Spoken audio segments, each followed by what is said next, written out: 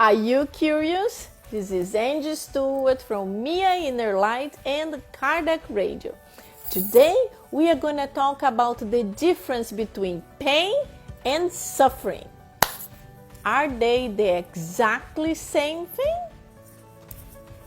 To know about it and many other subjects, please subscribe to our channel, click the bell, and if you like this video, you will be helping us a lot. Have you subscribed already? Please, come on, click. Okay, let's go. So what is the big difference between pain and suffering? First of all, what is pain? Think.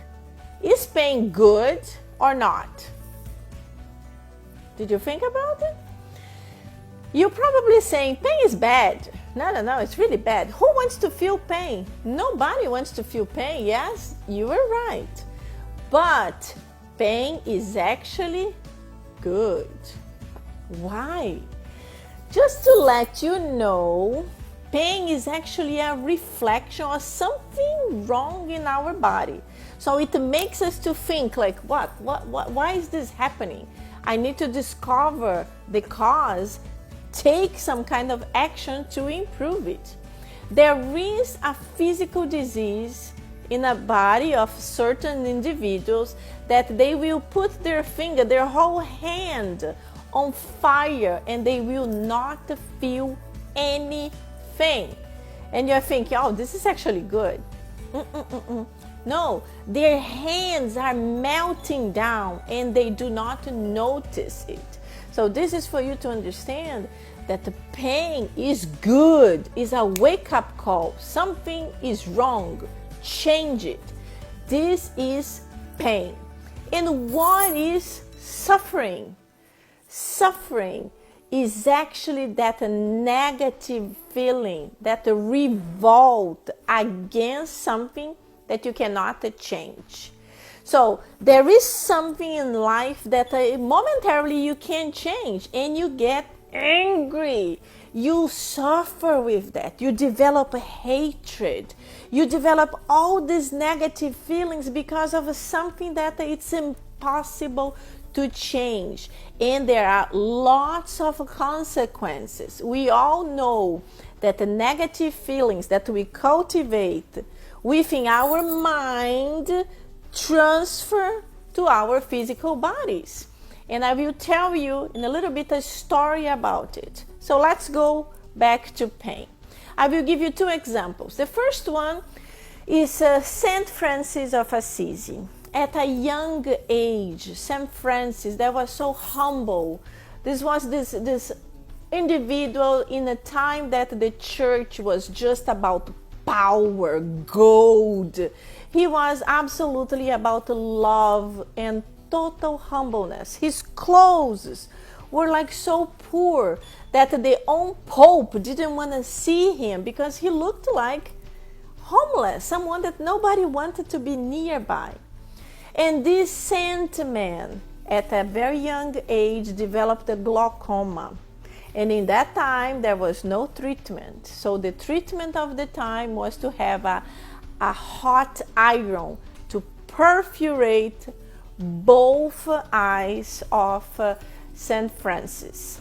And the people mentioned that he was singing a song to the brother fire to do not hurt him too much. Imagine this man that was able to go through so much and still was so happy, loving, always helping the others when his own physical body was falling apart. The other one that's an amazing example is Chico Xavier, the most famous medium from Brazil. Chico Xavier also was a very simple man, very humble, loving, always helping others. He never had really anything. Everything he had, he donated to other people, including the 440 books that he wrote, his psychographic. All the money from those books went through many different public institutions, mostly to help the poor and also to spread the Spiritist doctrine. When he was still young, he also had a problem in his eye. It developed an infection that there was no cure for it. And in this particular day, it was a lot of liquid, a lot of discharge coming in a terrible pain. So he told to his spiritual mentor, Emmanuel, that that day he was not going to work on psychographic books because he was going through too much pain. And Emmanuel told him, Chico, don't you have another eye that is actually good? And Chico told him, yes, I do. And Emmanuel told him, so let's work. You still have the other eye. I remember when I heard this story, I was like, oh, my goodness, I don't want to have a spiritual mentor like this. That is so cruel. But in the reality, what happened is that Emmanuel, even if he was very difficult and very harsh, he could foresee the future. He could see that Chico Xavier could actually produce much faster. He could actually continue the cleansing of his physical body through that pain, working to help others. And this is exactly what Chico did. He went to work. He went to help others. So these are examples of people that they were still positive, they were still good, understanding that they had to go through that momentary pain, that momentary difficult, but it was gonna pass somehow. And they were still able to see beauty. They were still able to help other people, even if they were going through very hard time. This is pain. Now an example of a suffering. There is a spirit center in Brazil that there are mentors that you can actually have like some kind of consultation.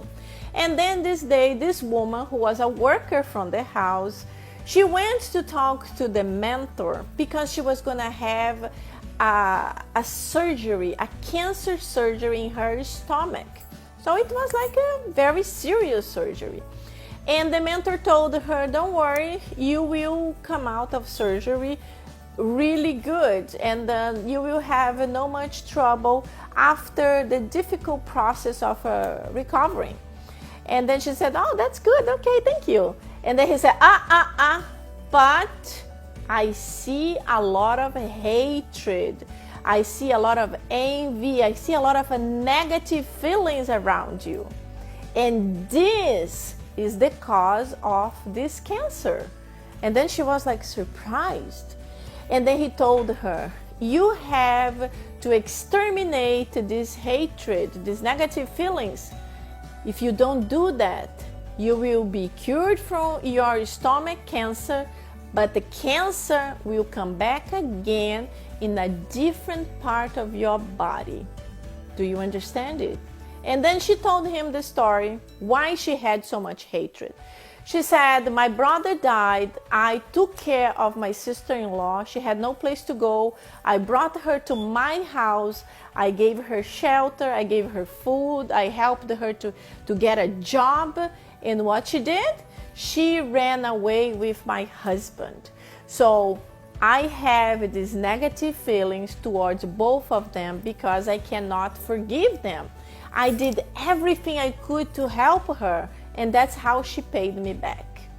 And then the spirit told her, I understand you, but you have to finally put in your mind that the forgiveness is for you. You have to forgive them because you have to be free from all this hatred, all these negative feelings. If you cannot do it, be prepared to be soon here in the spiritual plan with me. She was like shocked, and he told her, I'm deadly serious. The cancer will come back in another part of your body.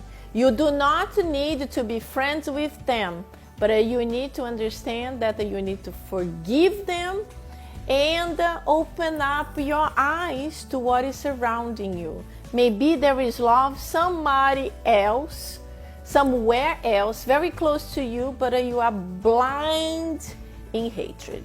So that's the difference between pain and suffering. See you soon.